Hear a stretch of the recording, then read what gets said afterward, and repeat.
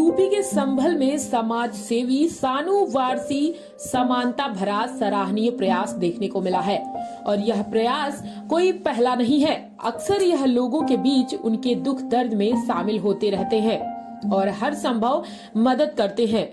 जब देश में कोरोना की दूसरी लहर अपना कोहराम मचा रही थी, आम जनता ऑक्सीजन के लिए तड़प रही थी, तब एक नाम प्रदेश के साथ साथ देश में गूंज रहा था। जी हाँ, हम बात कर रहे हैं चंदौसी के समाज सेवी सानू वारसी उर्फ ऑक्सीजन मैन की। अब सानू ने डेंगू से निपटने के लिए भी मुहिम छेड़ दी है। सानू शहर के अलग अलग इलाकों में डेंगू मच्छर से निजात के लिए फॉगिंग आदि करवा रहे हैं। समाज सेवी सानू वारसी से बात की हमारे संवाददाता सद्दाम हुसैन ने। कोविड की दूसरी लहर के बीच जब सरकार से लेकर प्रशासन से लेकर और शासन तक फेल हो गया था, तो एक नाम जो कि ऑक्सीजन मैन के नाम से पूरे प्रदेश के साथ साथ देश के अंदर गूंज रहा था, उस शख्सियत से आज हम आपको मिलवाएंगे। और एक बार फिर से उस शख्सियत ने एक बड़ी जिम्मेदारी उठाई है और जिस तरह से डेंगू के चलते लगातार नए मामले चंदौसी संभल आसपास के एरियो में सामने आ रहे हैं, कई लोगों ने अपनी डेंगू के चलते जान तक गंवाई है।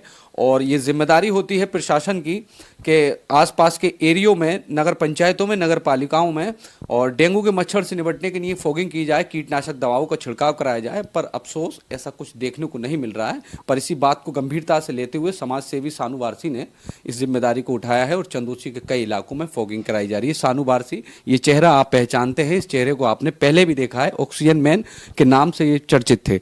सानू जी, एक बार फिर से आप आए हैं जनता के लिए बीच में, और डेंगू जिस तरह से बहुत खतरनाक तरीके से नए केस मामले सामने आ रहे हैं, तो आप इस मुहिम को किस तरह से लेके चल रहे हैं? आपकी इस टीम में कौन कौन लोग शामिल हैं और किस किस एरिया में आपकी तरफ से फॉगिंग की जा रही है?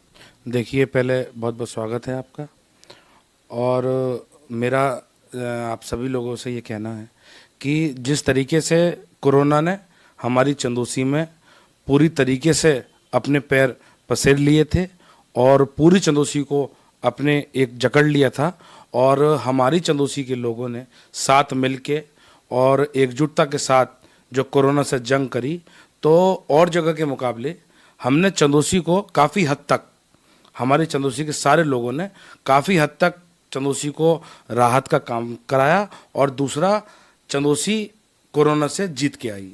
इसी प्रकार कोरोना के दूसरे रूप में इस वक्त जो एक बहुत बड़ी समस्या का चल रही है हमारे सामने, वो है डेंगू की समस्या। डेंगू की समस्या से बहुत सारे लोग ऐसे हैं और मेरे संबंध में और मेरे परिचित भी हैं। एक मेरे परिचित दोस्त थे, वो भी अपनी जान डेंगू में गंवा बैठे, चंदौसी के ही। दूसरा, एक व्यापारी भाई हैं, उनके परिवार में भी कोई कमी हुई है, मैंने सुना है, वो भी डेंगू से ही हुई है।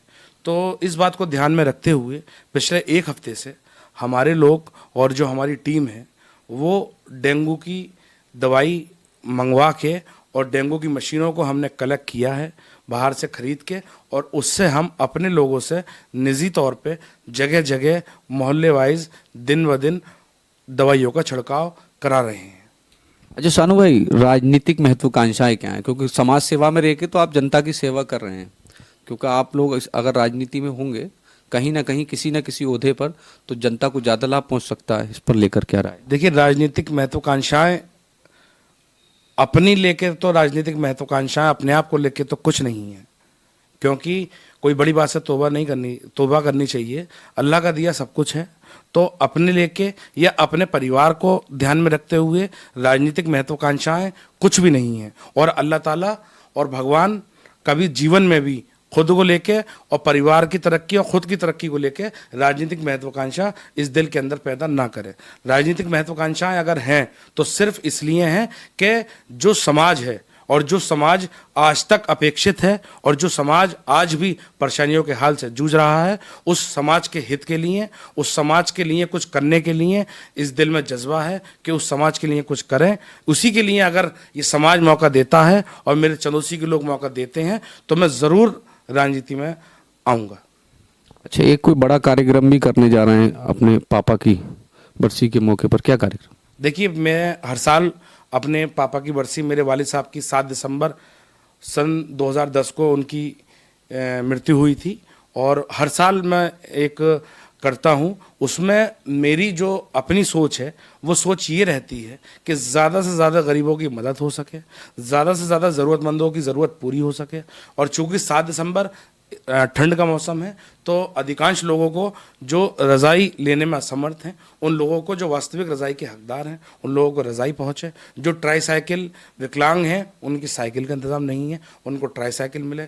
जो बैसाखी जिनके पास नहीं है, उन्हें बैसाखी मिले। जो कानों से सुनने के अभाव से अपने पैसे की असमर्थता के कारण मशीन नहीं खरीद पाते, उनकी कानों की मशीन दिलवाने का काम करें। जो लोग आंखें बनवाने के लिए दर दर भटकते हैं और उनकी आंखें बनने से वो अपेक्षित है, वो मेरे पास आए। और मैं इस चैनल के माध्यम से लोगों से अपील करता हूं कि जो भी लोग जहां भी जिसके संबंध में भी हो, अगर आप ये समझ लो, मैं एक बात कहना ये चाहूँगा कि अगर एक व्यक्ति किसी एक ज़रूरतमंद को भी लेकर अगर मेरे पास आया और उसकी ज़रूरत को पूरा किया, तो जो सवाब भगवान और अल्लाह मुझे देगा, उतना ही सवाब उस लाने वाले व्यक्ति को भी होगा। इसलिए मेरी सभी लोगों से अपील है कि सारे ही लोग मिलजुल के साथ आएं और मिलजुल के हर परेशानी का सामना करें। अगर हम सब लोग मिलजुल के परेशानियों का सामना करेंगे तो कोई परेशानी इतनी बड़ी नहीं है जिस परेशानी से हम हार सकें। और दूसरी बात, जो भी मुहिम है, चाहे वो मैंने ऑक्सीजन बांटी हो, चाहे वो मैंने रज़ाई बांटी हो, मेरी जो सबसे ज़्यादा जो मेरे जो प्रेरणा स्रोत हैं, वो मेरे बड़े भाई, मेरे सरपरस्त आली जनाब जावेद अली खान साहब हैं।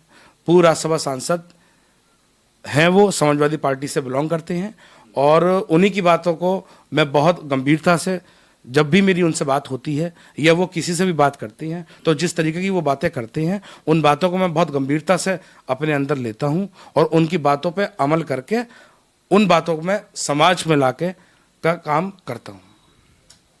देखिए, ये थे शानू जी ने साफ ये कहा कि जिस तरह से ऑक्सीजन भी बांटी, उसके पीछे भी कई लोगों का सहयोग रहा। जिस तरह से एक बहुत बड़ी मुहिम चलाई पूरे देश के अंदर, शानू वारसी का नाम था, ऑक्सीजन मैन हैशटैग के नाम से ये मुहिम चल रही थी। शानू जी का कहना है, अब भी किसी को कोई दिक्कत हो, आर्थिक तौर पर कमज़ोर हो, तो बेझिझक यहाँ पर आ सकता है, बिना नाम पूछे, बिना उसकी जात, बिना धर्म के ही उसकी मदद की जाएगी। ऐसा पहले भी ऑक्सीजन के समय पर भी इस तरह से देखा गया था, और लगातार बिना भेदभाव किए लोगों कुछ एरियो में फॉगिंग और इस तरीके से कीटनाशक दवाओं का छिड़काव भी कराया जा रहा है। सहयोगी फिरोज के साथ में मोहम्मद सद्दाम।